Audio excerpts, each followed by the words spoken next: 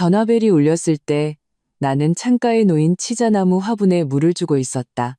물방울이 초록빛 잎사귀를 타고 또르르 굴러내려 석양의 마지막 빗줄기에 부서지며 자잘한 금빛을 흩뿌렸다.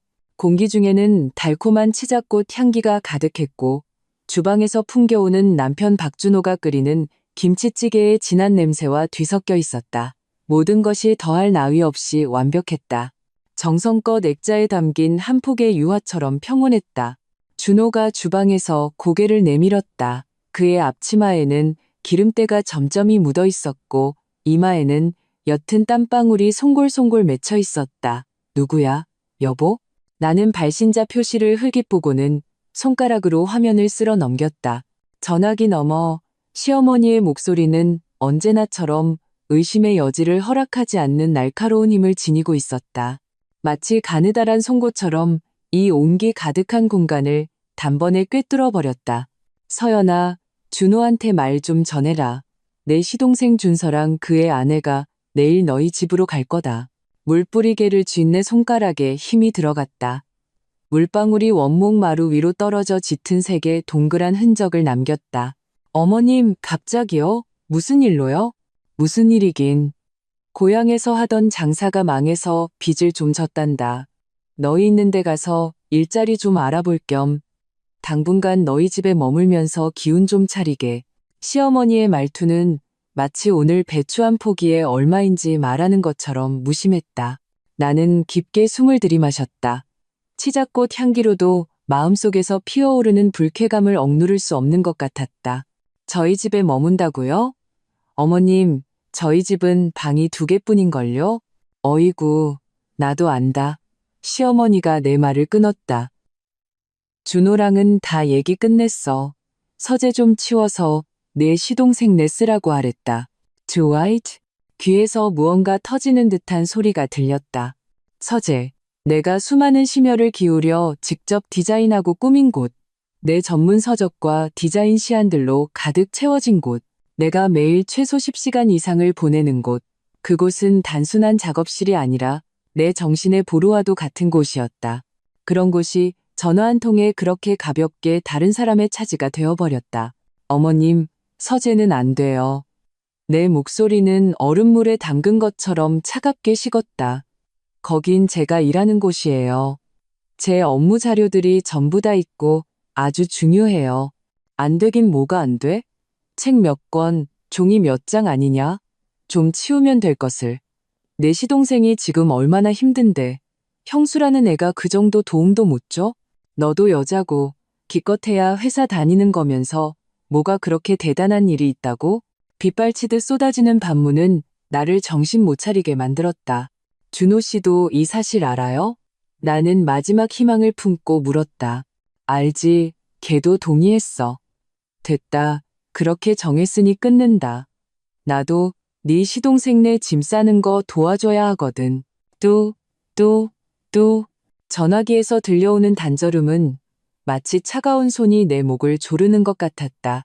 나는 천천히 휴대폰을 내려놓고 주방 문 쪽으로 고개를 돌렸다. 준호가 김이 모락모락 나는 냄비를 들고 나오고 있었다. 그의 얼굴에는 여전히 가정적인 남자의 온화한 미소가 걸려 있었다. 그는 내 안색을 보고는 미소를 굳혔다. 왜 그래, 여보? 나는 그를 바라보았다. 내가 5년 동안 사랑했고 평생을 맡길 수 있다고 믿었던 남자를. 당신 동의했다며. 뭐를? 그는 냄비를 식탁에 내려놓으며 어리둥절한 표정을 지었다. 당신 동생 준서 씨가 우리 집에 와서 산다고. 어머님이 당신더러 서재를 비워서 그들에게 주라고 하셨다던데. 나는 한 글자 한 글자 유난히 또렷하게 말했다. 준호의 얼굴에서 어리둥절함은 순식간에 회피와 어색함으로 바뀌었다. 그는 머리를 극적이며 내 눈을 마주치지 못했다. 아, 그 얘기 엄마가 나한테 슬쩍 얘기하긴 했었어. 그래서 동의했다고? 나는 일단 엄마 비위 맞추려고 그랬지. 당신도 엄마 성격 알잖아. 전화로 싸워봤자 사람 잡을 때까지 잔소리하실 거. 그의 목소리는 점점 작아졌고 내 마음속의 작은 온기도 그의 목소리를 따라 조금씩 식어갔다. 비위를 맞춘다고? 박준호, 당신은 저 서재가 나한테 어떤 의미인지 알잖아. 당신이 나 쫓아다닐 때 그랬지? 내 일을 지지하고 내 공간을 존중해주겠다고? 그런데 지금은? 비위 좀 맞춘다는 말 한마디에 내 공간과 내 존중이 전부 다 사라져버렸네? 아, 여보, 그렇게 말하지 마. 그가 다가와 내 손을 잡으려 했다. 아직 온 것도 아니잖아. 오면 그때 가서 방법을 생각해보자고. 정 안 되면 거실에서 이불 깔고 자라고 하면 되지. 거실에서 이불 깔고 자라고? 정말 쉽게도 말하네. 그 말은 앞으로 우리가 아주 오랜 시간 동안 모든 사적인 공간을 잃게 된다는 것을 의미했다. 집에 돌아와도 더 이상 마음대로 소파에 누워 쉴 수 없고 TV 볼륨은 줄여야 하며 친구가 오려면 미리 알려야 한다. 우리의 둘만의 세계에 다른 두 사람과 그들이 가져올 모든 문제, 그리고 지긋지긋한 현실이 비집고 들어오는 것이다. 나는 그의 손을 뿌리쳤다. 무력감이 밀려왔다. 박준호, 이건 이불의 문제가 아니야. 원칙의 문제야. 여긴 우리 집이지. 당신네 집자선 9호소가 아니라고. 말을 어떻게 그렇게 해. 내 친동생이잖아. 그의 목소리도 높아졌다. 걔가 지금 어렵다는데 형인 내가 어떻게 모른 척해? 도와줄 수 있지. 돈을 보태주거나 일자리를 알아봐 주거나 심지어 집을 얻는 걸 도와줄 수도 있어. 하지만 우리 집에 들어와 사는 건, 특히 내 동의도 없이 결정된 건 안 돼. 내 태도는 단호했다. 그는 나를 바라보았다. 그의 눈빛에는 실망과 이해할 수 없다는 감정이 가득했다. 이서연, 난 당신이 이렇게 냉정한 사람인 줄 몰랐어. 냉정하다고? 나는 식탁 위에 놓인 아직도 김이 나는 김치찌개를 보았다. 그의 몸에 걸쳐진 내가 직접 다림질한 셔츠를 보았다. 내가 온 마음을 다해 가꾼 집을 보았다. 갑자기 헛웃음이 나왔다. 자신의 경계를 지키는 것이 냉정한 것이었구나. 그날 밤 치자꽃이 아무리 향기롭게 피어나고 김치찌개가 아무리 맛있게 끓었어도 조금씩 차가워지는 내 마음을 되돌릴 수는 없었다. 우리는 등을 돌리고 누워 하룻밤 내내 아무 말도 하지 않았다. 어둠 속에서 나는 그가 애써 억누르는 숨소리와 유난히 선명하게 들리는 내 심장 소리를 들을 수 있었다. 나는 알았다. 어떤 것들은 그 전화벨이 울린 순간부터 이미 금이 가기 시작했다는 것을. 다음 날은 토요일이라 나는 출근하지 않았다. 준호는 아침 일찍 일어나 거실에서 쿵쾅거리며 무언가를 정리하고 있었다. 내가 밖으로 나갔을 때 그는 힘겹게 소파 테이블을 벽 쪽으로 옮기고 있었다. 거실 창으로 쏟아지는 햇살이 그의 몸 위로 길고 비스듬한 그림자를 드리웠다. 어딘가 외로워 보였고 또 우스꽝스러워 보였다. 뭐 하는 거야? 나는 문틀에 기댄 채 한치의 온도도 없는 목소리로 물었다. 정리 좀 하려고. 혹시 오늘 올지도 모르잖아. 그는 이마에 땀을 닦으며 비위를 맞추려는 듯한 말투로 말했다. 나는 아무 말 없이 주방으로 들어가 스스로에게 물 한 잔을 따랐다. 차가운 액체가 목구멍을 타고 흐르자 혼란스러웠던 머릿속이 조금 맑아지는 듯했다. 그때 휴대폰이 진동했다. 시어머니가 보낸 메시지였다. 사진 한 장. 준서와 그의 아내 김지혜가 각자 커다란 여행 가방을 끌고 있었다. 배경은 고향의 기차역이었다. 사진과 함께 이런 글이 쓰여 있었다. 기차 탔다. 오후에 도착하니 준호랑 준비 좀 하고 있어라. 질문이 아니었다. 통보였다. 나는 휴대폰 화면을 준호에게 향하게 했다. 어머님이 말한 혹시가 왔네. 준호의 표정은 순간 정지 버튼이라도 누른 것처럼 굳어버렸다. 그는 휴대폰 화면을 보며 입술을 달싹였지만 한마디도 내뱉지 못했다. 나는 그의 그런 모습을 보며 갑자기 싸울 힘조차 사라지는 것을 느꼈다. 박준호, 마지막으로 말할게. 그들이 여기 와서 사는 건 불가능해. 지금 당장 어머님께 전화해서 상황을 확실히 설명해. 아니면 내가 할게. 그는 내 말에 찔리기라도 한 듯 확 고개를 들었다. 이서연, 꼭 이렇게까지 해야겠어? 꼭 이렇게 관계를 엉망으로 만들어서 내가 엄마랑 동생 앞에서 얼굴도 못 들게 만들어야겠냐고. 내가 당신 얼굴을 못 들게 만들었다고? 나는 기가 막혀 웃었다. 당신 마음속에서는 당신 체면이 내 감정보다, 우리 가정의 평화보다 더 중요하다는 거네? 그런 뜻이 아니잖아. 그냥 가족끼리 서로 좀 돕자는 게, 그게 그렇게 어려워? 어려워. 그렇게 어렵다고. 나는 이 집을 가리켰다. 이 집의 벽돌 한 장, 테이블 하나, 의자 하나까지 전부 우리 둘이 피땀 흘려 번 돈으로 산 거야. 내가 밤새도록 디자인 시안 붙잡고 씨름할 때, 당신이 프로젝트 때문에 거래처 사람들이랑 토할 때까지 술 마실 때, 당신 동생은 어디 있었는데? 이제 와서 사업 망했다고, 어렵다는 말 한마디에 너무나도 당당하게 와서 우리 노동의 결실을 나눠 갖겠다고? 대체 무슨 자격으로? 나는 흥분해서 목소리가 떨렸다. 이 말들을 하룻밤 내내 참아왔다. 준호는 내 질문에 할 말을 잃었다. 그는 소파에 풀썩 주저앉아 두 손으로 머리를 감싸쥔 채 고통스러운 표정을 지었다. 나는 그가 또다시 회피하고 있다는 것을 알았다. 언제나 그와 그의 가족 문제가 생길 때마다 그는 이런 식이었다. 침묵과 양보로 모든 압박과 서러움을 내 쪽으로 밀어붙였다. 나는 눈을 감았다. 심장이 보이지 않는 손에 꽉 쥐어진 듯 숨이 막혔다. 바로 그때 초인종이 울렸다. 급하고도 참을성 없게 나와 준호는 서로를 마주 보았다. 서로의 눈에서 당황스러움을 읽을 수 있었다. 이렇게 빨리 올 리가 없는데. 준호는 벌떡 일어나 빠른 걸음으로 현관으로 갔다. 그는 외시경으로 밖을 내다보았다. 그의 몸이 순간 굳어졌다. 누구야? 내가 물었. 그는 대답 없이 깊게 숨을 들이쉬고는 마치 큰 결심이라도 한 듯 문을 열었다. 문 앞에 서 있는 것은 준서 부부가 아니었다.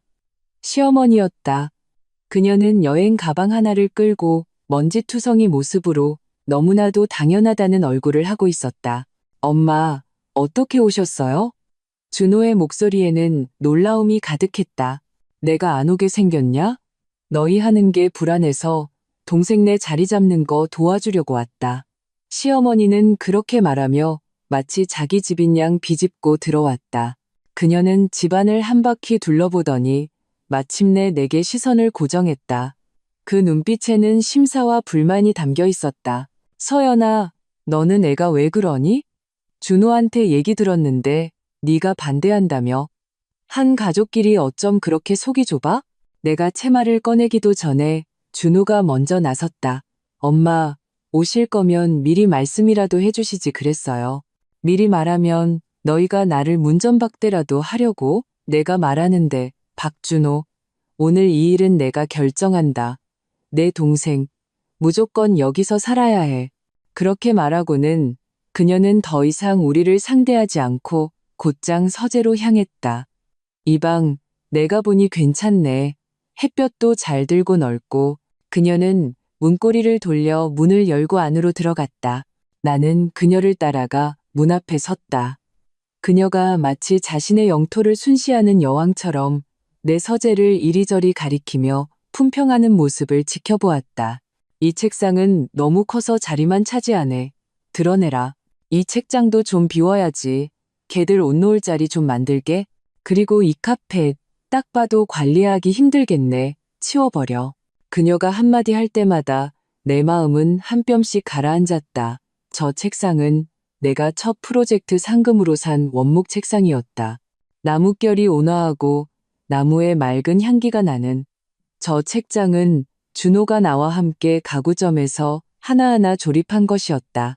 그 위에는 내 청춘과 꿈이 가득 쌓여 있었다. 저 카펫은 내가 튀르키예 여행에서 사온 것이었다. 손으로 짠 복잡한 문양에 밟으면 구름 위를 걷는 듯 부드러운 이 모든 것들이 시어머니의 눈에는 그저 자리만 차지하고 관리하기 힘든 잡동사니일 뿐이었다. 나는 내 세계가 외부인에 의해 무참히 짓밟히고 있는 것을 느꼈다. 어머님, 나는 마침내 참지 못하고 입을 열었다. 목소리가 얼음장처럼 차가웠다. 부디 나와주시겠어요? 시어머니는 못 들은 척 계속해서 준호에게 지시했다. 아들, 와서 이것 좀 거들어. 이 책상부터 드러내자. 준호는 그 자리에 서서 이러지도 저러지도 못하며 얼굴이 새빨개졌다. 못 들으셨어요? 나오시라고요. 나는 목소리를 높이며 서재 안으로 한 걸음 들어가 시어머니와 내 책상 사이를 막아섰다. 시어머니는 내 행동에 깜짝 놀라더니 이내 얼굴에 노기가 떠올랐다. 너 지금 뭐 하는 짓이야? 반항하는 거냐? 이서연, 내가 말하는데 이 집은 아직 네가 이래라 저래라 할 곳이 아니야. 준호는 내 아들이고 내 아들 집은 곧 내 집이야. 그래요? 나는 냉소를 지었다. 이 집 등기부등본에는 제 이름과 박준호 씨 이름, 두 사람의 이름이 적혀 있어요. 이 집 대출금 우리 둘이 같이 갚고 있고요. 이 집에는 제 몫이 절반 있어요. 그러니 저도 말할 자격이 충분하죠. 너. 시어머니는 화가 나서 손가락을 부들부들 떨며 나를 가리켰다. 이 불효막심한 며느리 같으니라고. 박준호, 너 좀 봐라. 네가 얻은 마누라 좀 보라고. 우리 식구들을 전부 다 내쫓으려고 하잖아. 그녀는 허벅지를 치기 시작했고 목소리에는 울음기가 섞였다. 이것이 그녀의 주특기였다. 울고 떼쓰고 드러눕기. 예전 같았으면 준호는 즉시 백기를 들었을 것이다. 나는 준호를 바라보았다. 이번에는 그가 어떻게 선택할지 보고 싶었다. 그는 우리 사이에 서서 미간을 찌푸리고 이마에 푸른 힘줄이 돋아나 있었다. 한쪽은 눈물로 호소하는 어머니, 다른 한쪽은 한치도 물러서지 않는 나. 공기는 마치 굳어버린 듯 숨쉬기조차 힘들었다. 한참 후에 그가 마침내 입을 열었다. 엄마, 그만하세요. 서연이 당신도 그만 좀 해. 그는 여전히 양쪽을 중재하려 했다. 내 마음은 완전히 차갑게 식어버렸다. 시어머니는 준호가 완전히 자기 편을 들지 않자 울음소리를 더욱 키웠다. 그녀는 내 카펫 위에 주저앉아 지난 세월 자신이 얼마나 힘들었는지를 늘어놓기 시작했다. 두 아들을 키우면서부터 아끼고 아껴 준호의 집 첫 계약금을 보태주기까지 한마디 한마디가 마치 채찍처럼 준호의 마음을 후려쳤다.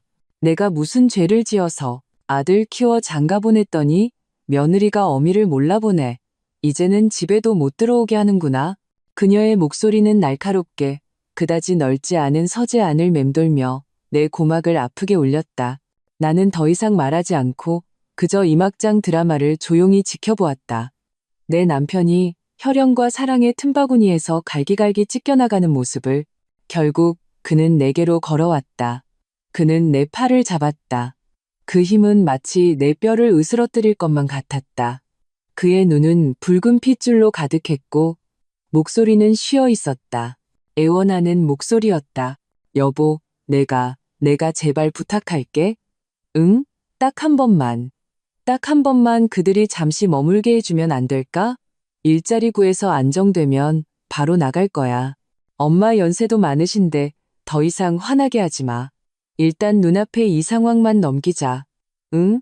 그의 애원은 마치 무딘 칼날이 내 심장을 계속해서 베는 것 같았다. 아프지만 피는 나지 않았다. 나는 그를 보았다. 한때 나를 위해 비바람을 막아줄 수 있다고 믿었던 남자가 지금은 나를 보호하던 그 벽을 직접 허물고 있었다.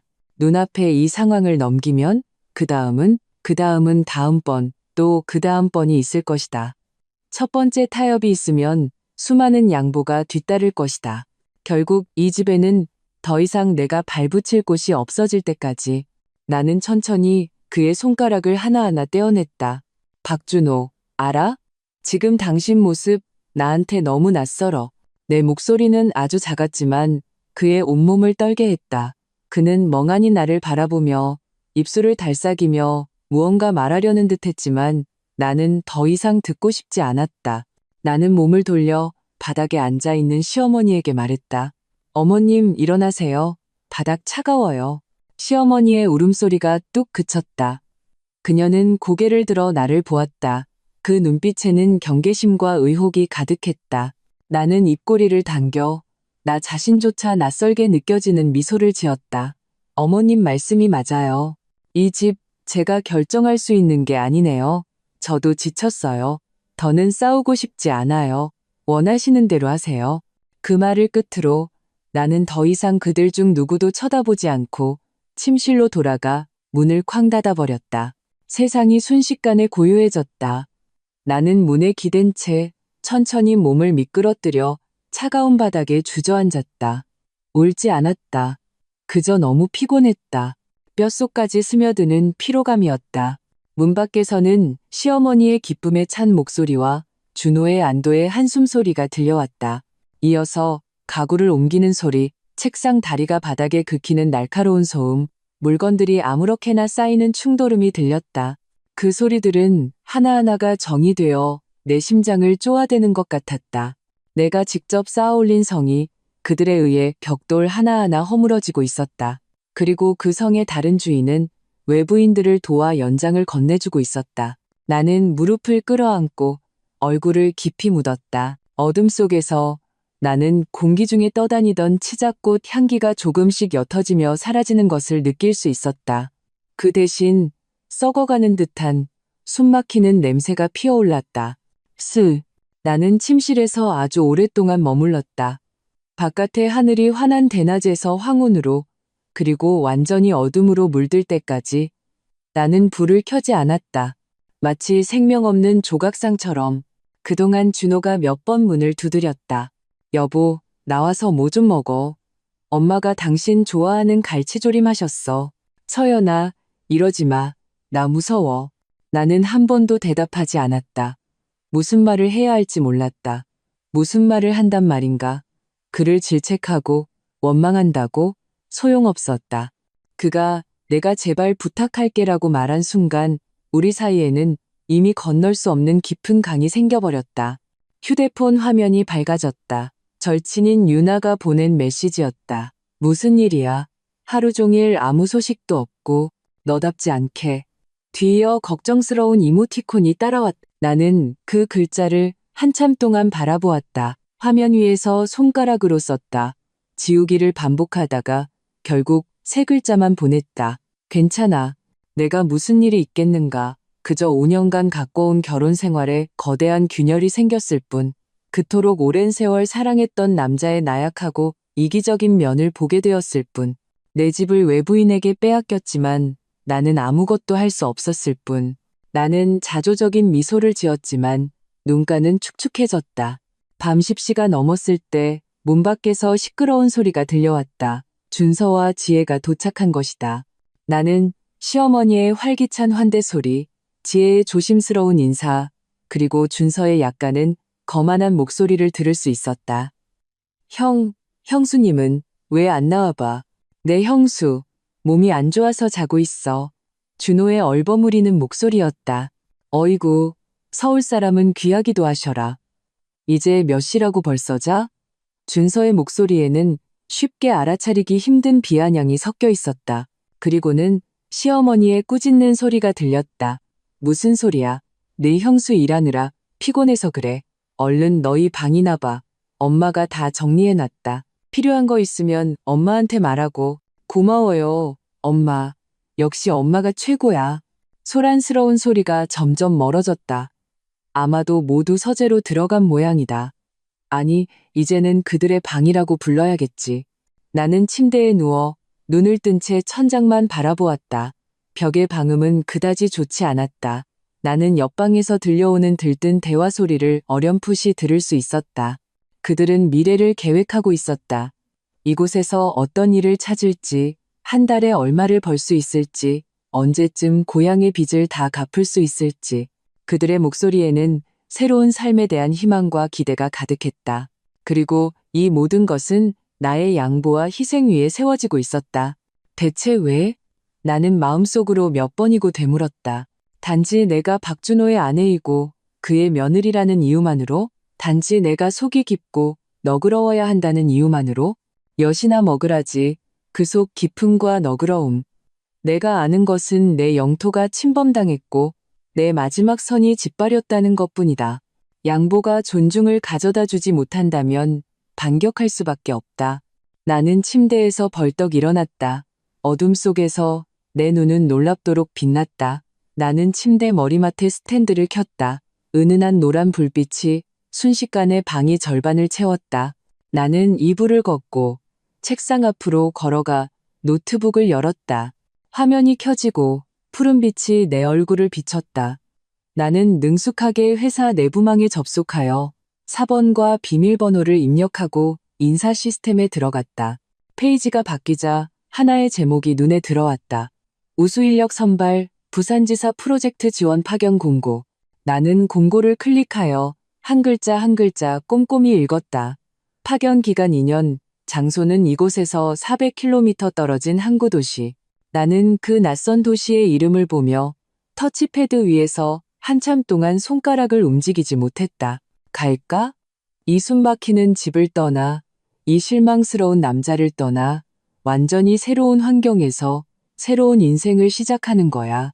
이 생각은 마치 불씨처럼 순식간에 내 마음속에서 활활 타오르는 불길이 되었다. 내 손가락이 떨리며 신청 버튼을 눌렀다. 개인정보, 경력, 프로젝트 경험, 나는 한 항목 한 항목 더없이 진지하고 집중해서 채워나갔다. 마치 내가 작성하는 것이 파견 신청서가 아니라 과거와의 결별을 구하는 선언문인 것처럼. 마지막에 내 이름을 서명했을 때 창밖은 이미 동이 트고 있었다. 새로운 하루가 시작되었다. 그리고 나도 나의 새로운 삶을 시작할 준비가 되었다. 나는 밤을 새웠지만 정신은 이상할 정도로 맑았다. 씻고 옷을 갈아입고 화장을 했다. 거울 속에 나는 얼굴이 조금 창백했지만 눈빛은 이상하리만치 단호했다. 나는 정열적인 레드 립스틱을 골라 꼼꼼하게 발랐다. 그 붉은색은 마치 나의 갑옷처럼 내게 무한한 용기를 주었다. 내가 침실에서 나왔을 때 거실은 이미 꽤 소란스러웠다. 시어머니는 주방에서 분주했고 아마도 성대한 환영 아침 식사를 준비하는 모양이었다. 준서와 지혜는 식탁에 앉아 있었다. 지혜는 어색한 듯 계속해서 손으로 옷자락을 만지작거렸고 준서는 의자에 건방지게 기대 앉아 다리를 떨며 호기심 어린 눈으로 우리 집을 훑어보고 있었다. 준호는 소파에 앉아 있었다. 눈밑이 시커멓게 꺼진 걸 보니 그 역시 밤을 샌 모양이었다. 그는 나를 보자마자 벌떡 일어나 비위를 맞추는 듯한 미소를 지었다. 여보, 일어났어? 얼른 와서 아침 먹어. 엄마가 당신 좋아하는 계란말이 하셨어. 나는 그를 무시하고 곧장 식탁으로 걸어갔다. 내 시선이 준서와 지혜를 훑었다. 준서는 내 시선에 불편했는지 다리 떠는 것을 멈추고 자세를 바로 했다. 지혜는 더욱 고개를 숙여 거의 그릇에 머리를 박을 지경이었다. 형수님, 그녀가 작은 목소리로 불렀다. 나는 대꾸하지 않고 의자를 빼서 준호의 맞은편에 앉았다. 시어머니가 노릇노릇한 계란말이가 담긴 접시를 들고 주방에서 나왔다. 나를 보고는 얼굴에 미소를 지었다. 서연아, 일어났니? 얼른 엄마 솜씨 좀 봐라. 입에 맞나 모르겠네. 그녀는 접시를 내 앞에 놓았다. 그 다정한 모습은 마치 어제 바닥에 주저앉아 때를 쓰던 사람이 그녀가 아닌 것 같았다. 나는 눈앞에 계란말이를 보았다. 속이 울렁거렸다. 됐어요. 생각 없어요. 나는 접시를 밀어냈다. 분위기가 순식간에 어색해졌다. 시어머니의 미소는 얼굴에 굳었고 준호의 안색도 어두워졌다. 이서연, 또 뭘 어쩌자는 거야? 아무것도. 그냥 여러분께 통보할 게 있어서요. 나는 고개를 들어 그의 시선을 마주하며 평온하게 말했다. 모든 사람의 시선이 내게 쏠렸다. 나는 목을 가다듬고 한 글자 한 글자 또렷하게 말했다. 저 회사 해외 파견 프로젝트에 지원했어요. 부산지사로 가고 기간은 2년이에요. 승인이 나면 다음 주에 여기를 떠날 거예요. 내 말이 끝나자마자 거실은 죽음과 같은 정적에 휩싸였다. 모두가 마치 주문에 걸린 것처럼 꼼짝도 않고 나를 바라보았다. 시어머니의 손에 들려있던 뒤집개가 쨍그랑 소리를 내며 바닥에 떨어졌다. 준서와 지혜는 입을 떡 벌린 채 믿을 수 없다는 표정이었다. 그리고 준호, 그의 얼굴은 처음의 충격에서 점차 잿빛으로 변하더니 마침내 폭풍전야와 같은 어두운 분노로 바뀌었다. 너 뭐라고 했어? 그의 목소리는 마치 이빨 사이에서 짜내는 것 같았다. 다시 한번 말해봐. 말했잖아요. 나는 그의 불뿜을 듯한 시선을 마주하며 반복했다. 저 2년간 파견 근무 신청했다고. 이서연. 그가 갑자기 테이블을 내리치며 벌떡 일어섰다. 그는 나를 내려다보며 쏘아붙였다. 너 미쳤어? 이렇게 큰일을 나랑 상의도 없이 결정해? 이 집이 뭐라고 생각하는 거야? 네가 오고 싶으면 오고 가고 싶으면 가는 여관이야? 상의라고? 나는 웃었다. 웃음소리에는 한 가닥 비애가 섞여 있었다. 박준호, 당신이랑 당신 어머니가 내 서재를 다른 사람에게 넘겨주기로 결정했을 때 나랑 상의했어? 그거랑 이거랑 같아? 그건 내 동생이고 우린 한 가족이잖아. 그가 포효했다. 그래, 당신들은 한 가족이지. 나는 고개를 끄덕였다. 그래서 나라는 외부인이 빠져주는 거야. 당신들 가족끼리 편하게 지내라고. 좋지 않아? 너 지금 나를 협박하는 거야? 그의 가슴이 격렬하게 오르내렸고 눈은 무서울 정도로 붉었다. 내가 당신을 협박한다고? 박준호, 대체 누가 누구를 궁지로 모는 건데? 내 목소리도 참지 못하고 높아졌다. 당신이야. 당신이 계속해서 타협하고 양보했잖아. 당신이 직접 우리 집 문을 열고 상관없는 사람들을 들여놨잖아. 당신이 나를 더 이상 물러설 곳 없는 막다른 길로 몰아넣었다고. 그는 내 말에 막혀 아무 말도 못했다. 그만해. 시어머니가 마침내 정신을 차렸다. 그녀는 달려와 내 코앞을 가리켰다. 이서연, 너는 어쩜 이렇게 마음이 독하냐. 우리 박씨 집안이 너한테 뭘 그렇게 잘못했기에 이런 식으로 우리한테 복수하는 거야? 내 시동생 사는 게 그렇게 싫었던 거 아니야? 좋아, 우리가 갈게. 우리가 가면 될 거 아니야. 그렇게 말하며 그녀는 준서와 지혜를 끌어당기려 했다. 엄마, 준호가 그녀를 붙잡았다. 나는 그저 이 막장 드라마를 차갑게 지켜볼 뿐이었다. 이제 와서 간다고? 늦었다. 깨진 거울은 다시 붙일 수 없고 한번 무너진 신뢰는 다시는 돌아오지 않는다. 됐어요. 내가 말했다. 편하게 계세요. 어차피 저도 떠날 거니까요. 내 이 한마디는 준호의 분노에 완전히 불을 지폈다. 그는 마치 경노한 사자처럼 붉어진 눈으로 거실을 둘러보았다. 그의 시선은 마침내 75인치 액정 TV에 멈췄다. 그것은 우리가 결혼할 때 내 적금으로 산 것이었다.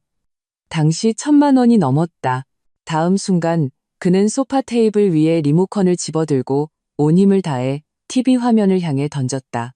쾅 하는 거대한 소리와 함께 화면은 순식간에 거대한 거미줄처럼 산산조각 났다. 그리고는 완전히 까맣게 변했다. 온 세상이 마치 저 화면과 함께 어두워진 것 같았다. 공기 중에는 타는 냄새가 퍼졌다. 모두가 그의 돌발적인 행동에 얼어붙었다. 준서와 지혜는 서로를 껴안고 부들부들 떨었고 시어머니도 그 자리에 멍하니 서서 입을 벌린 채 아무 말도 못했다. 준호는 거친 숨을 몰아쉬며 가슴을 격렬하게 오르내렸다. 그는 나를 가리키고 또 그의 동생과 어머니를 가리켰다. 너희들 전부 다 날 죽일 셈이야? 이 집, 대체 누가 주인이야? 마지막 한마디를 내지르고 그는 마치 모든 힘이 빠져나간 것처럼 소파에 풀썩 주저앉았다. 두 손으로 머리를 감싸쥔 채 덫에 걸린 짐승처럼 흐느꼈다. 나는 조용히 그를 바라보았다. 산산조각 난 TV를, 이 산산조각 난 가정을, 마음에는 한 점의 파문도 잃지 않았다. 심지어 모든 것이 결정되었다는 평온함마저 느껴졌다. 누가 주인이냐고? 오늘부터 내 인생의 주인은 나다. 레오. 나는 떠났다. 준호가 TV를 부순 후에 나는 더 이상 한마디도 하지 않았다. 침실로 돌아가 미리 준비해둔 여행 가방을 끌고 나왔다. 모든 사람 앞에서 한때 나의 집이라 불렸던 그곳을 떠났다. 나는 뒤돌아보지 않았다. 등 뒤에서는 준호의 울부짖음, 시어머니의 욕설, 그리고 준서 부부의 어쩔 줄 몰라 하는 수군거림이 들려왔다. 그 소리들은 마치 파도처럼 나를 삼키려 했지만 나는 한 걸음도 멈추지 않았다. 엘리베이터 문이 천천히 닫히며 모든 소란을 차단했다. 엘리베이터 거울에 비친 내 모습은 무표정했고 눈빛은 텅 비어 있었다. 나는 친구 유나의 집으로 갔다. 그녀는 문을 열고 나를 보자마자 깜짝 놀랐다. 세상에, 너 이게 무슨 꼴이야? 강도라도 만났어? 나는 입꼬리를 당겨 웃으려 했지만 우는 것보다 더 어색했다. 비슷해. 나는 여행 가방을 끌고 집 안으로 들어갔고 마치 모든 기운이 빠진 것처럼 그녀의 소파에 쓰러졌다. 유나는 내게 따뜻한 물 한 잔을 가져다 주며 내 차가운 손에 쥐어주었다. 도대체 무슨 일이야? 준호랑 싸웠어? 나는 물컵을 든 채 손바닥으로 전해지는 온기를 느끼며 한참 동안 침묵했다. 그리고 나서야 일의 전말을 빠짐없이 이야기했다. 유나는 이야기를 다 듣고 나더니 화가 나서 소파에서 벌떡 뛰어올랐다. 뭐, 너무하잖아. 그 집 식구들 다 뭐야? 흡혈귀야? 그리고 박준호, 걔 남자 맞아? 자기 엄마가 너 괴롭히는 걸 그냥 보고만 있어? TV는 왜 부숴? TV 부술 용기는 있으면서 자기 엄마한테 아니오라고 말할 용기는 없대? 그녀는 내 옆을 왔다 갔다 하며 나보다 더 흥분했다. 나를 위해 분노하는 그녀의 모습을 보니 내내 팽팽하게 긴장했던 감정이 마침내 조금 누그러졌다. 눈가가 뜨거워지며 눈물이 툭 떨어졌다. 대성통곡하지 않았다. 그저 소리 없이 눈물을 흘렸다. 그 모든 서러움, 분노, 실망, 아픔이 마치 뜨거운 눈물이 되어 뺨을 타고 흘러내려 바닥에 뚝뚝 떨어졌다. 유나는 한숨을 쉬며 다가와 나를 안아주었다. 그래, 그래, 울지 마. 그런 놈 때문에 우는 건 아까워. 잘했어. 떠나길. 그 지옥에서 벗어났으니 이제 넌 자유야. 나는 그녀의 어깨에 기댄 채 힘껏 고개를 끄덕였다. 그래, 자유다. 그 후 며칠 동안 나는 유나의 집에서 지냈다. 내 휴대폰은 준호의 전화로 불이 날 지경이었다. 전화, 문자, 카톡, 나는 하나도 받지 않았고 한 통도 답장하지 않았다. 내게는 시간이 그리고 공간이 필요했다. 우리의 미래를 냉정하게 생각할. 아니, 어쩌면 우리에게는 이미 미래가 없을지도 모른다. 그의 문자 내용은 처음에 분노 섞인 질책에서 점차 부드러운 애원으로 그리고 마지막에는 공포와 참회로 바뀌었다. 이서연, 도대체 어디 있는 거야? 전화 좀 받아. 여보, 내가 잘못했어.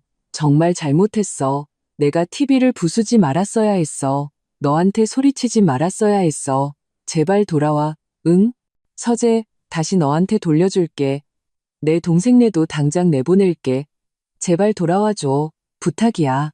서연아, 우리 5년의 감정이 정말 고작 그런 사소한 일 때문에 끝나야 하는 거야? 사소한 일, 나는 그 세 글자를 보며 어이가 없었다. 이건 사소한 일이 아니다. 낙타의 등을 부러뜨린 마지막 지푸라기였다. 일주일 후 회사 인사팀에서 전화가 왔다. 내 파견 신청이 승인되었다는 것이었다.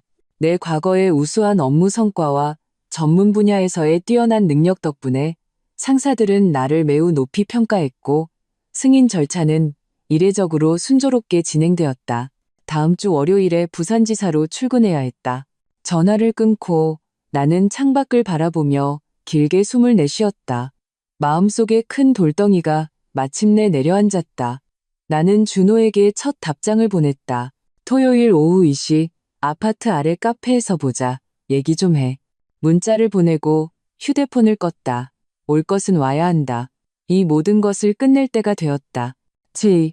토요일 나는 10분 일찍 카페에 도착하여 창가 자리를 골랐다. 오후의 햇살이 유리창을 통해 나른하게 쏟아져 들어와 몸을 따뜻하게 감쌌다. 공기 중에는 원두 볶는 고소한 향기가 퍼져 있었다. 분위기는 평온했고 품위 있는 이별을 하기에 아주 적합했다.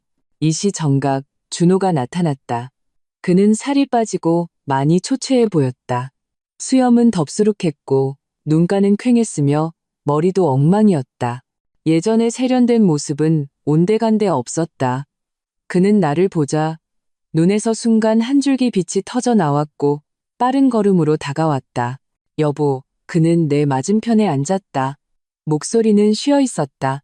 나는 대답하지 않고 그저 평온하게 그를 바라보았다. 뭐 마실래? 내가 물었다. 마치 낯선 사람을 대하는 것처럼 예의 바른 말투였다. 그는 잠시 멍하더니 이내 쓴웃음을 지었다. 당신이 정해줘. 나는 손을 들어 직원을 불렀다. 아메리카노 한 잔과 라떼 한 잔을 주문했다. 그는 예전에 라떼를 가장 좋아했다. 직원이 떠난 후 우리 사이에는 긴 침묵이 흘렀다. 그는 계속해서 나를 바라보았다. 그 눈빛에는 후회, 미련, 그리고 내가 읽을 수 없는 어떤 간절함이 복잡하게 얽혀 있었다. 결국 그가 먼저 입을 열었다. 다들 갔어. 그가 말했다. 엄마랑 준선에 전부 고향으로 돌아갔어.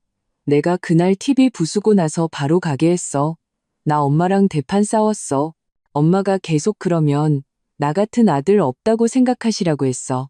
준서한테도 말했어. 내가 5천만 원 보내줬으니까 스스로 알아서 하라고. 앞으로 다시는 우리 사는데 찾아오지 말라고. 그는 마치 내게 무언가를 증명하려는 듯 한숨에 많은 말을 쏟아냈다. 나는 조용히 들으며 끼어들지 않았다. 커피가 나왔다. 나는 내 아메리카노를 들어 가볍게 한 모금 마셨다. 쓴맛이 혀끝에 퍼져나갔다. 그래서? 내가 물었다. 그래서라니?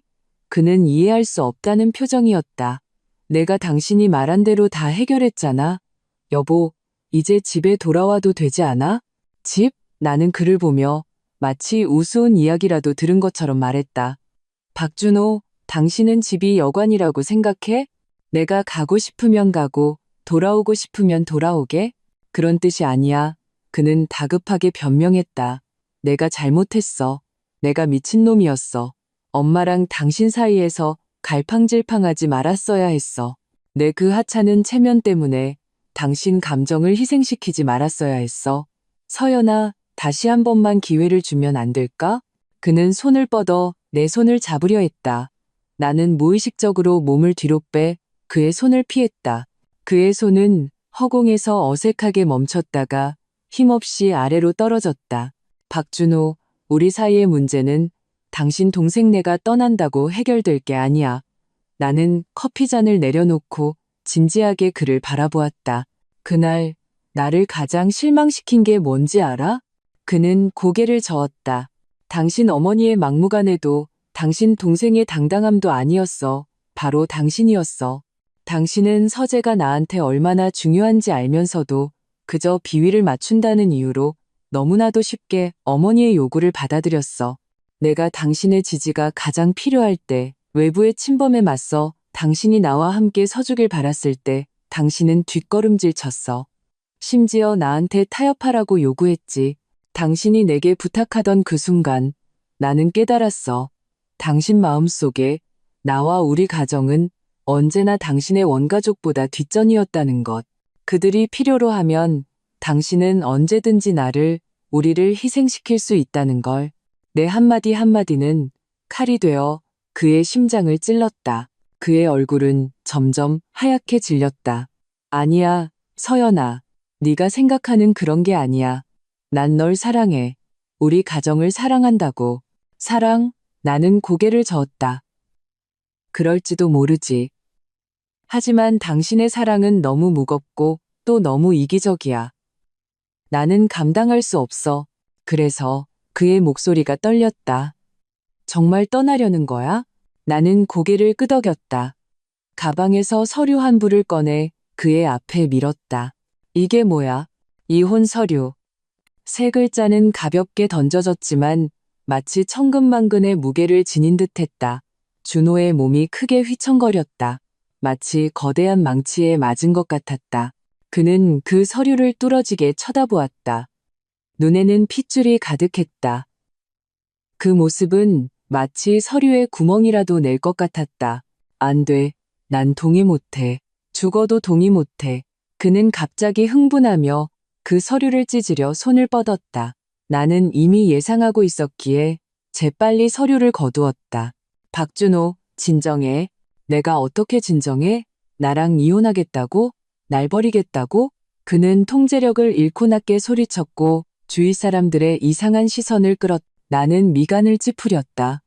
내가 당신을 버리는 게 아니야. 나 자신을 놓아주는 거야. 우리가 오늘 이 지경까지 온 건 하루 이틀의 문제가 아니야. 잘 생각해봐. 지난 몇 년간 당신 집안일 때문에 우리가 얼마나 많이 싸웠어? 당신은 몇 번이나 타협했고 나는 몇 번이나 상처받았어? 매번 당신은 다음엔 안 그럴게, 앞으로는 안 그럴게 라고 말했지. 하지만 다음번에도 당신은 또 당신의 가족을 선택했어. 나 지쳤어. 정말 지쳤다고. 더 이상 언제나 경계하고 언제든 싸울 준비를 해야 하는 그런 삶을 살고 싶지 않아. 내 목소리는 평온했지만 의심의 여지가 없는 단호함이 깃들어 있었다. 준호는 멍하니 나를 바라보았다. 그의 눈 속의 빛이 조금씩 꺼져갔다. 그는 마치 순간 모든 기력을 잃은 사람처럼 의자 등받이에 풀썩 기댔다. 한참 후에야 그는 쉰 목소리로 입을 열었다. 꼭 가야만 하는 거야? 응. 그럼 파견 끝나고 나서는 2년 후에 다시 돌아올 거야? 그는 마지막 희망을 품고 물었다. 나는 그를 보며 바로 대답하지 않았다. 창밖의 햇살이 마침 내 얼굴에 떨어졌다. 나는 눈을 가늘게 떴다. 저 멀리 길모퉁이에 커다란 녹나무 한 그루가 보였다. 가지와 잎이 무성하고 생기가 넘쳤다. 참 좋았다. 2년 후의 일을 누가 알겠어. 내가 말했다. 어쩌면 그때는 내가 그곳 생활에 익숙해졌을지도 모르지. 어쩌면 그때는 당신이 이미 새로운 삶을 시작했을지도 모르고. 박준호, 우리 서로에게 기회를 주자. 다시 시작할 기회를. 말을 마치고 나는 일어섰다. 내 몫의 이혼 서류를 다시 테이블 위에 놓았다. 집이랑 차는 당신 가져. 나는 내 예금이랑 집만 챙길게. 동의하면 서명하고 연락 줘. 동의 못하면 법정에서 보자. 나는 더 이상 그를 보지 않고 문을 향해 걸어갔다. 등 뒤에서 그의 억눌린 고통스러운 울음소리가 들려왔다. 내 발걸음이 잠시 멈칫했지만 결국 뒤돌아보지 않았다. 카페에 문을 밀고 나오자 바깥은 햇살이 눈부셨다. 나는 깊게 숨을 들이마셨다. 공기 중에는 햇살과 풀내음이 가득했다. 자유의 냄새였다. 나의 새로운 삶은 이 순간부터 정식으로 시작되었다. 월요일, 나는 부산으로 가는 비행기에 몸을 실었다. 비행기가 구름을 뚫고 올라가자 창밖의 하늘은 순수한 보석처럼 파랬다. 나는 좌석 등받이에 기대어 아래로 점점 작아지는 도시를 바라보았다. 마음은 평온했다. 미련도 아쉬움도 없었다. 오직 속박에서 벗어난 후련함과 해방감만이 있었다. 내 휴대폰에는 준호가 보낸 마지막 메시지가 도착해 있었다. 사진 한 장. 내가 테이블 위에 놓았던 이혼 서류였다. 그 위에는 그의 이름이 서명되어 있었다. 힘찬 필체였지만 어딘가 떨림이 느껴졌다. 사진 아래에는 한 줄의 글이 있었다. 서연아, 미안하다. 가는 길 순탄하고 앞날이 창창하길 빌게. 나는 그 글을 한참 동안 바라보다가 조용히 그의 모든 연락처를 삭제했다. 미안하다고? 미안하다는 말로 다 해결되면 경찰은 왜 있겠는가? 어떤 상처는 한 번 생기면 영원히 아물지 않는다. 어떤 균열은 한 번 생기면 다시는 메워지지 않는다. 우리 사이는 이쯤에서 끝내자. 서로 각자의 길을 가며 각자의 행복을 빌어주는 것으로. 비행기가 착륙한 것은 오후였다. 항구 도시의 공기는 습하고 따뜻했으며 고추와 풀이 섞인 독특한 냄새가 났다. 회사에서 마중 나온 사람이 있었다. 아주 친절한 아영 씨라는 젊은 직원이었다. 그녀는 내 짐을 차에 실어주며 수다스럽게 이 도시에 대해 소개해 주었다. 서연 팀장님, 여기 맛있는 거 정말 많아요. 돼지국밥, 밀면, 씨앗호떡, 한 번 오면 떠나기 싫어질걸요?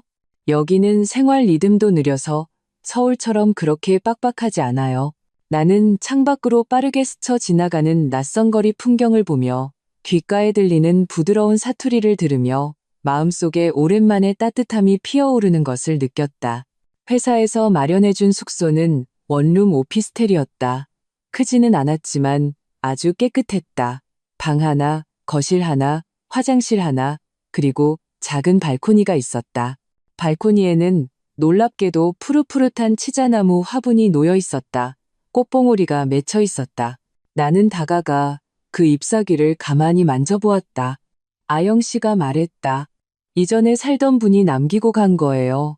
이 꽃이 키우기 쉽다고 그냥 두고 가셨어요. 팀장님, 싫으시면 제가 치워드릴게요. 아니에요. 나는 고개를 저었다. 좋네요. 마음에 들어요. 아영 씨를 보내고 나는 혼자 방에서 천천히 짐을 풀었다. 옷을 하나하나 옷장에 걸고 책을 한 권, 한 권 책장에 꽂고 세면 도구를 욕실 선반에 가지런히 정리했다. 이 작은 공간이 조금씩 나의 기운으로 채워져 갔다. 모든 것이 제자리를 찾았을 때 나는 방 중앙에 서서 사방을 둘러보았다. 여기에는 박준호도 시어머니도 나를 숨막히게 했던 그 어떤 사람과 일도 없었. 여기에는 오직 나, 그리고 내가 이제 막 시작할 완전히 새로운 삶만이 있었다. 나는 발코니로 나가 창문을 열었다. 창 아래는 이 도시 특유의 활기찬 사람 사는 풍경이 펼쳐져 있었다. 아이들의 웃음소리, 노점상의 외침, 이웃 간의 인사소리가 어우러져 생명력 넘치는 교향곡을 연주하고 있었다. 바람이 불어와 축축한 물기를 실어 날랐다. 발코니의 치자나무가 바람에 부드럽게 흔들렸다. 나는 그중 하나의 꽃봉오리가 살짝 틈을 벌려 그 안에 순백의 색을 드러내는 것을 본 것 같았다. 나는 미소 지었다. 나는 알았다. 이곳에서 나의 치자꽃은 다시 활짝 피어날 것이다. 그리고 나 역시도 새로운 일은 생각보다 순조로웠다. 부산지사의 프로젝트는 대규모 문화관광단지 기획 설계였고 이는 바로 내가 가장 자신 있는 분야였다. 동료들은 모두 친절했고 전문 능력도 뛰어났다. 우리는 매일 함께 같은 목표를 향해 노력했다. 회의하고 토론하고 도면을 그리고 현장에 나갔다. 하루하루가 바쁘고 충실하게 지나갔다. 바쁜 것은 모든 것을 치유하는 명약이었다. 나는 더 이상 그 불쾌했던 과거를 생각할 시간이 없었다. 내 모든 에너지는 일에 쏟아졌다. 내가 밤새워 그린 설계도는 클라이언트의 높은 평가를 받았고 내가 회의에서 제안한 혁신적인 아이디어는 팀에 채택되어 좋은 결과를 낳았다. 나는 점차 일 속에서 빛나던 나 자신을 되찾았다. 내 인생을 스스로 통제하는 그 느낌은 정말이지 너무나 좋았다. 일 외에도 나는 이 새로운 도시에 녹아들기 위해 노력했다. 주말에는 아영 씨와 동료들과 함께 도시 구석구석에 숨겨진 맛집을 찾아다녔다. 우리는 포장마차에 앉아 뜨끈한 어묵탕에 시원한 소주를 마시며 일하면서 겪었던 재미있는 이야기와 미래에 대한 꿈을 이야기했다. 땀과 어쩌면 눈물이 뜨거운 김 속에서 피어올랐다. 그 순간 나는 더없이 편안하고 행복했다. 나는 이곳 사투리를 배우기 시작했다. 아직 어설펐지만 입을 열 때마다 모두를 웃게 만들었다. 나는 예전에는 절대 입에 대지 않았던 음식들, 예를 들어 돼지국밥이나 꼼장어 같은 것들을 먹어보기 시작했다. 나는 나만의 익숙한 울타리를 벗어나 새로운 것을 받아들이고 시도하는 것이 매우 흥미로운 일이라는 것을 발견했다. 내 삶은 점점 더 풍요롭고 다채로워졌다. 나는 도예 교실에 등록하여 돌아가는 물레 위에서 흙을 빚으며 집중과 평온을 느꼈다. 나는 회사 배드민턴 동호회에 가입하여 매번 라켓을 휘두르고 뛰어오르며 땀과 스트레스를 해소했다. 심지어 혼자 여행을 시작하기도 했다. 나는 간단한 배낭을 메고 기차를 타고 주변의 작은 마을로 향했다. 돌길을 걸으며 작은 다리와 흐르는 물을 보고 고즈넉한 절의 종소리를 들었다. 낯선 곳에서 아무도 나를 알지 못하고 나도 아무도 알지 못했다. 나는 마음껏 나 자신이 될 수 있었다. 나는 유나에게 여행지에서 찍은 사진을 보냈다. 사진 속에 나는 그 지역의 전통 의상을 입고 환하게 웃고 있었다. 눈매에는 전에는 없었던 편안함과 활기가 넘쳤다. 유나가 바로 답장을 보냈다. 너 변했어. 어디가 변했는데? 내가 물었다. 딱 집어 말할 수는 없는데 그냥 너라는 사람 자체가 빛나는 것 같아. 나는 거울 속의 나를 보았다. 피부는 조금 까매졌지만 더 건강해 보였다. 눈빛에서는 과거의 우울함과 인내가 사라지고 확신과 여유가 깃들어 있었다. 그래, 나는 변했다. 나는 더 이상 누군가에게 의지하고 다른 사람의 눈치를 봐야만 살 수 있었던 이서연이 아니었다. 지금의 나는 나 자신, 독립적이고 자신감 넘치며 용감한 이서연이었다. 발코니의 치자나무는 나의 정성 어린 보살핌 아래 점점 더 잘 자랐다. 순백의 꽃잎이 겹겹이 피어나 마음을 편안하게 하는 향기를 뿜어냈다. 매일 아침 나는 그 나무에 물을 주고 가지를 다듬었다. 햇살 아래 생기 넘치는 그 모습을 보며 나 자신도 힘이 솟는 것을 느꼈다. 어느 날 아영 씨가 우리 집에 놀러와서 그 꽃을 보고는 놀라워하며 말했다. 팀장님, 정말 대단하세요. 이 화분 예전에는 비실비실했는데 팀장님 손에 오니 이렇게 활짝 피었네요. 나는 웃으며 말했다. 아마 여기 햇살과 공기가 이 아이한테 잘 맞나 봐요. 그리고 나한테도. 시간은 빠르게 흘러 어느덧 2년이 지났다. 프로젝트는 성공적으로 완공되었고 우리 팀의 디자인은 업계에서 큰 상을 받았다. 축하연에서 모두가 기뻐하며 많은 술을 마셨다. 지사장님이 나를 찾아와 진심으로 내가 남아주기를 바란다고 말했다. 내가 고개만 끄덕이면 지사 부팀장 자리는 내 것이라고 했다. 이것은 매우 매력적인 조건이었다. 나는 마음이 흔들렸다. 지난 2년간 나는 이 도시를, 이곳 사람들을, 이곳의 음식을, 이곳의 생활 리듬을 깊이 사랑하게 되었다. 나에게는 이곳에 내일이 있고 내 친구들이 있고 내 삶이 있었다. 서울로 돌아가는 것은 내게 더 이상 아무런 미련이 없었다. 그날 밤 나는 혼자 강변을 오랫동안 걸었다. 강바람이 얼굴에 시원하게 불어왔다. 강물 위에는 도시의 수많은 불빛이 비쳐 반짝이며 흘러가고 있었다. 나는 휴대폰을 꺼내 지난 2년간 찍은 사진들을 넘겨보았다. 동료들과 함께 찍은 사진, 여행지에서의 내 독사진, 내가 직접 만든 도예 작품, 그리고 발코니에서 매년 여름마다 찬란하게 피었던 그 치자꽃. 모든 사진이 내가 이곳에서 보낸 시간들을 기록하고 있었다. 나는 정말로 이곳에 뿌리를 내린 것 같았다. 내가 본사에 남겠다는 결정을 알리기 위해 전화를 걸려던 순간 낯선 번호로 전화가 걸려왔다. 나는 잠시 망설이다가 전화를 받았다. 전화기 너머 익숙하면서도 낯선 목소리가 들려왔다. 서연 씨, 맞으세요? 김지혜였다. 내 전 시동생의 아내. 그녀의 목소리는 지쳐 있었고 주눅 들어 있었다. 네, 그런데 무슨 일이세요? 내 말투는 담담했다. 형수님, 아니, 서연 언니. 그녀는 황급히 호칭을 바꿨다. 드릴 말씀이 좀 있는데 괜찮으세요? 나는 말없이 허락의 뜻을 표했. 전화기 너머는 한참 동안 침묵이 흘렀고 이내 그녀의 더듬거리는 목소리가 들려왔다. 그녀는 내가 떠난 후 준호가 변했다고 했다. 말이 없어지고 웃지도 않고 매일 출근하는 시간을 제외하면 방에만 틀어박혀 지낸다고 했다. 시어머니가 새로운 사람을 소개해 주려 해도 모두 거절했다고. 그가 부순 TV는 여전히 바꾸지 않고 그 텅 빈 자리가 거실에 그대로 놓여 있다고. 준서와 그녀는 준호가 준 5천만 원으로 작은 분식집을 열었다고 했다. 새벽부터 밤늦게까지 일하며 장사는 그럭저럭 입에 풀칠할 정도라고. 비록 힘들지만 자기 손으로 돈을 버니 마음은 편하다고 했다. 서연 언니, 그녀가 마지막으로 말했다. 저희가 예전에 언니한테 정말 잘못했다는 거 알아요? 저희가 언니 삶에 끼어들면 안 됐어요. 준서 씨도 후회하고 있어요. 그날 형이 TV 부수는 걸 보고 형이 얼마나 힘들었을지 비로소 알았다고 하더라고요. 제가 이 전화 드린 건 다른 뜻은 없어요. 그냥 그 사람들을 대신해서 언니한테 미안하다고 말하고 싶었어요. 그리고 아주버님이 언니를 정말 많이 그리워해요.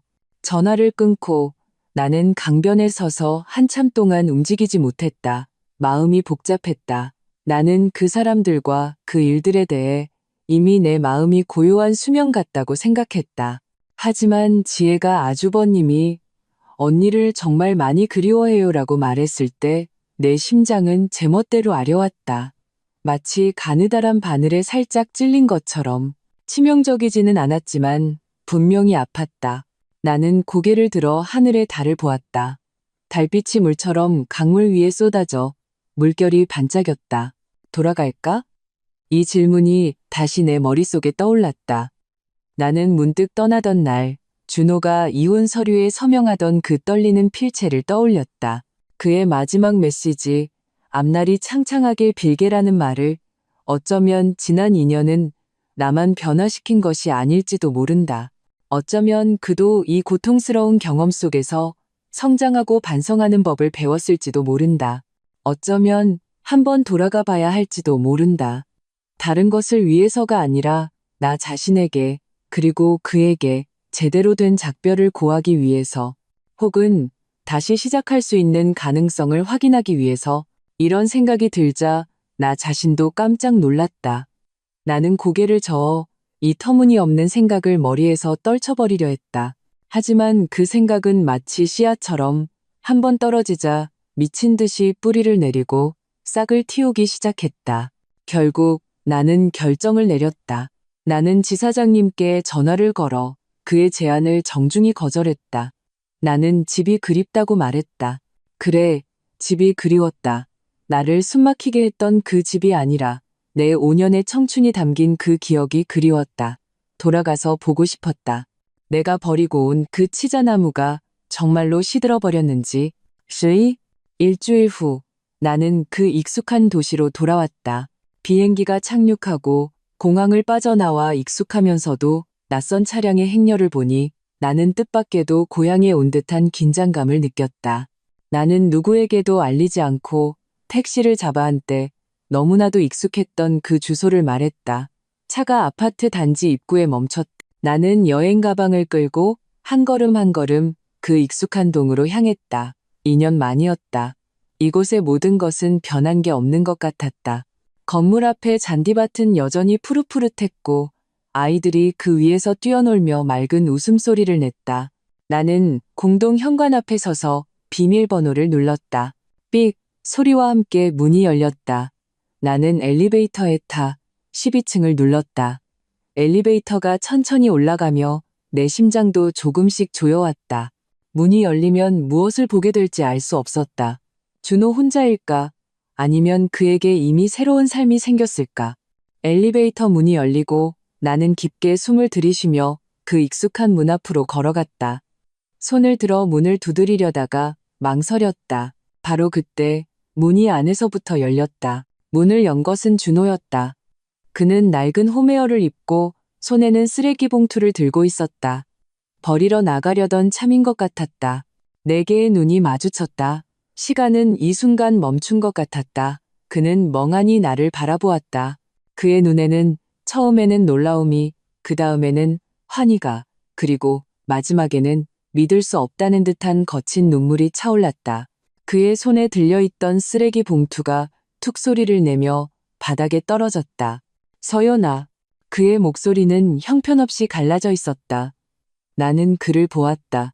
2년 전보다 더 말랐고 관자놀이에는 희끗희끗한 머리카락이 보였다. 이제 겨우 30대 중반의 나이에 내 심장이 다시 그 바늘에 세게 찔렸다. 나는 입을 열었지만 무슨 말을 해야 할지 몰랐다. 그는 갑자기 어린아이처럼 주저앉아 머리를 감싸준 채 통곡하기 시작했다. 목 놓아 울었다. 2년간의 그리움, 후회, 고통이 이 순간 모두 터져 나온 것이다. 나는 문 앞에 서서 그의 떨리는 어깨를 보고 그의 억눌린 울음소리를 들으며 나도 모르게 눈물이 시야를 흐렸다. 나는 안으로 들어가 문을 닫았다. 집안은 아주 깔끔했다. 내가 좋아하던 심플한 스타일이었다. 거실에는 부서졌던 TV가 사라지고 그 자리에는 거대한 사진벽이 자리하고 있었다. 벽에는 우리의 사진이 가득했다. 우리가 처음 만나고 사랑하고 결혼하기까지 모든 사진 속에서 우리는 그렇게 행복하게 웃고 있었다. 내 시선은 발코니에 멎었다. 그곳에는 치자나무 화분이 놓여 있었다. 더없이 무성하게 피어 있었다. 순백의 꽃들이 햇살 아래 눈처럼 성스러웠다. 시들지 않았구나. 그가 나를 대신해서 계속 돌봐주고 있었구나. 나는 그의 곁으로 다가가 쭈그리고 앉아 그의 등을 가만히 토닥였다. 그는 확 고개를 들었다. 붉게 충혈된 눈으로 나를 뚫어지게 바라보았다. 그는 내 손을 잡았다. 그 힘은 마치 나를 그의 뼛속에 녹여버릴 것만 같았다. 돌아왔구나. 정말 돌아왔구나. 그는 흐느끼며 몇 번이고 반복했다. 나 꿈꾸는 거 아니지. 그렇지? 나는 그를 보았다. 그의 눈에 담긴 잃어버렸던 것을 되찾은 기쁨을, 그의 얼굴 가득한 눈물 자국을. 나는 갑자기 모든 것을 용서할 수 있을 것 같았다. 나는 손을 뻗어 그의 얼굴에 눈물을 닦아주고 그에게 오랜만에 미소를 지어 보였다. 응, 나 돌아왔어. 준호야, 나 배고파. 집에 갈비 남은 거 있어? 그는 잠시 멍하더니 이내 미친 듯이 고개를 끄덕였다. 있어, 있어. 내가 지금 바로 해줄게. 당신이 좋아하는 달콤한 맛으로. 그는 허둥지둥 바닥에서 일어나 주방으로 달려갔다. 곧 주방에서 익숙한 달그락거리는 소리가 들려왔다. 나는 발코니로 걸어가 활짝 핀 치자꽃을 보았다. 햇살이 내 몸 위로 쏟아져 따뜻했다. 나는 알았다. 이번에는 더 이상 아무도 와서 이 꽃을 내 세계에서 빼앗아가지 못할 것이다. 그리고 그 질문, 이 집은 대체 누가 주인이냐는 질문. 나는 이미 답을 얻은 것 같다. 사랑과 존중이 이 집의 주된 선율이 될 때 누가 주인이냐는 것이 더 이상 중요할까?